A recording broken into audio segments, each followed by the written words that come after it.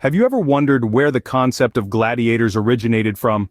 The term gladiator itself hails from the Latin word gladius, which translates to sword.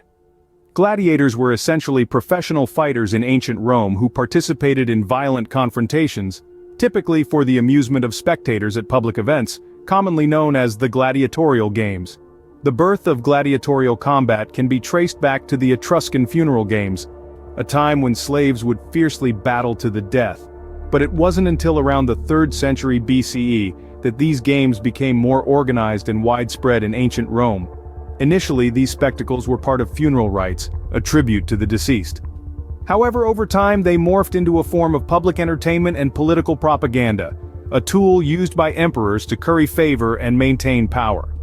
So, the gladiatorial games that we often associate with ancient Rome actually have their roots in Etruscan funeral rites. So who were these gladiators, and what was their life like? Gladiators were a diverse group, hailing from various walks of life. Some were slaves, captured in battle and forced into the arena. Others were prisoners of war, their fate sealed in the harsh sands of the Colosseum.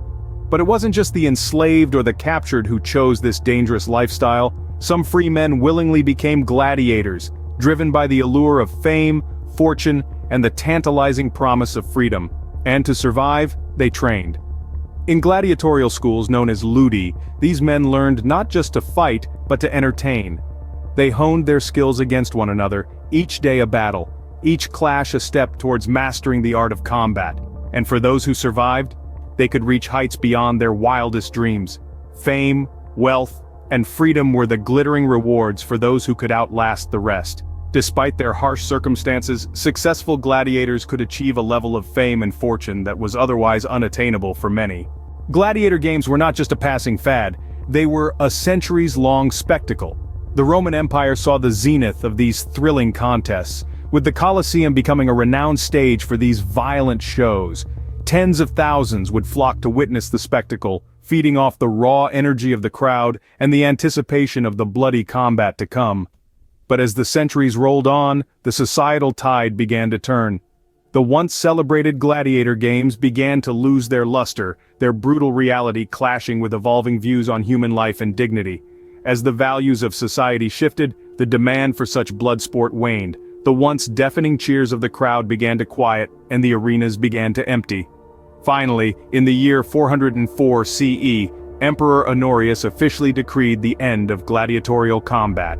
The gladiator games finally met their end, not in the arena, but in the shifting values of society. The gladiators may be long gone, but their legacy endures. Their tales of bravery, skill, and survival have become a rich vein for literature, inspiring countless stories, novels, and poems. Art, too, has immortalized them, with sculptures and paintings capturing their raw energy and the grandeur of the arenas. In our modern world, gladiators have found a new arena: the silver screen. Their stories have been adapted into blockbuster films and TV series, captivating audiences worldwide with tales of their grit and valor. Moreover, they serve as a powerful symbol of ancient Roman decadence. The grandeur of the games, the brutality of the combat, and the fervor of the spectators all mirror the excesses and extremes of the Roman Empire. They are a stark reminder of a time when life and death were but a spectacle, a display for the entertainment of the masses. Gladiators, a symbol of an era, a testament to the human spirit, and a reminder of a time when life and death were but a spectacle.